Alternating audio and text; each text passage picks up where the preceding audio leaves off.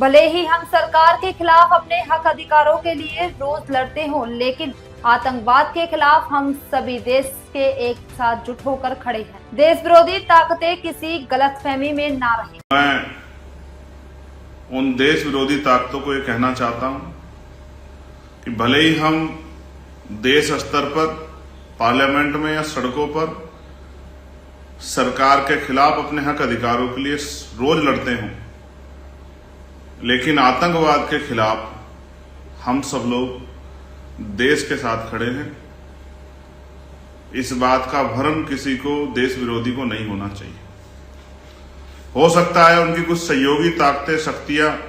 साथी यहां हों, लेकिन आजाद समाज पार्टी भीम आर्मी पूर्ण रूप से देश के साथ खड़ी है, देश के नागरिकों के साथ खड़ी है, देश की गरिमा के साथ खड़ी है, देश के सम्मान के साथ खड़ी है। इसलिए हमारे अपने अधिकारों की लड़ाई एक तरफ है और देश के सम्मान और देश के नागरिकों की रक्षा की लड़ाई एक तरफ है। इसलिए मैं देश विरोधी सभी ताकतों को बताना चाहता हूं जिनको ये भ्रम हो कि हम आपस में रोज लड़ते रहते हैं अपने हक अधिकारों के लिए, लेकिन जब अपने देश की बात आएगी तो हम लोग खून भी जो है देने से पीछे नहीं हटेंगे। इसलिए मैं इंतजार कर रहा हूं कि सरकार किस तरह के और सख्त कदम उठा के आतंकवाद पर कड़ा रुख अपनाते हुए इस पर रोक लगाने का काम करेगी। मैं आदरणीय प्रधानमंत्री जी से भी,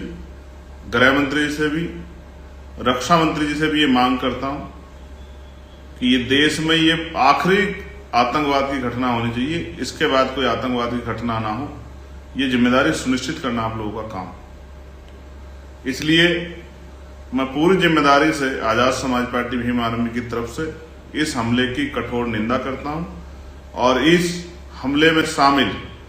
चाहे वो आतंकवादी देश के अंदर के हों या देश के बाहर किसी देश के हों, उनको चिन्हित करके, उनको बिल से निकालकर उन पर सख्त कार्रवाई